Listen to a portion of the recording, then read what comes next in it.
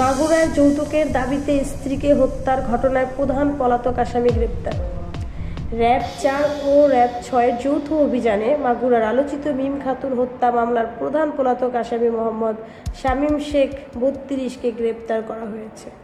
বাংলাদেশ আমার অহংকার এই স্লোগান নিয়ে র‍্যাব প্রতিষ্ঠালগ্ন থেকেই সন্ত্রাস, জঙ্গিবাদ, মাদক বিরোধী অভিযানের পাশাপাশি চাঞ্চল্যকর অপরাধের আসামিদের গ্রেপ্তারের ভূমিকা রেখে আসছে।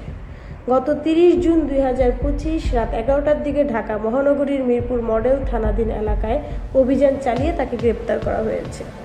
র‍্যাব জানায়, যৌতুক বাবদ ৫ লাখ টাকার দাবিতে স্ত্রী মিম খাতুনকে দীর্ঘদিন ধরে শারীরিক ও মানসিক নির্যাতন করে আসছিল শামীম। গত ২৫ জুন দুপুরে নির্যাতনের এক পর্যায়ে গুরুতর আহত অবস্থায় মিম খাতুন মাটিতে লুটিয়ে পড়লে আশেপাশের লোকজন জড়ো হয়।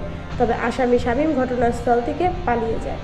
পরে হাসপাতালে নেওয়া হলে মিমকে মৃত ঘোষণা করেন চিকিৎসক। এই ঘটনা এলাকায় চাঞ্চল্যকর সৃষ্টি করে এবং দেশব্যাপী সামাজিক মাধ্যমে ব্যাপক আলোচিত হয়। র‍্যাবের ছায়া তদন্ত ও তথ্য প্রযুক্তি ব্যবহার করে আসামিকে শনাক্ত করে অবশেষে তাকে গ্রেপ্তার করা হয়। বর্তমানে তার বিরুদ্ধে আইনগত ব্যবস্থা প্রক্রিয়াধীন। আজকের দুর্নীতি, কণা আক্তার, বন্যা।